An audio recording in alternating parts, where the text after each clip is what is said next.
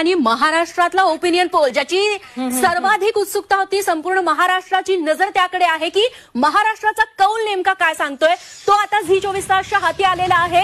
महाराष्ट्रात एकूण 48 जागा आहेत लोकसभेच्या, त्यात एनडीए मुसंडी मारणार असं दिसतंय।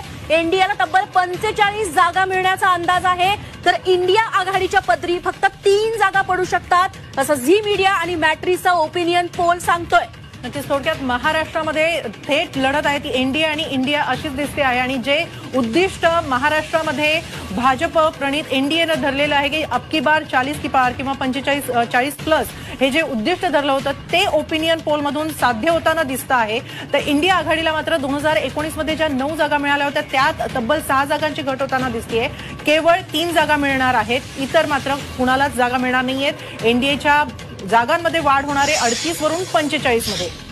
निश्चित हेमाली, खरं तर 2024 मध्ये एनडीएला खूप मोठा फायदा होताना बघायला मिळतोय।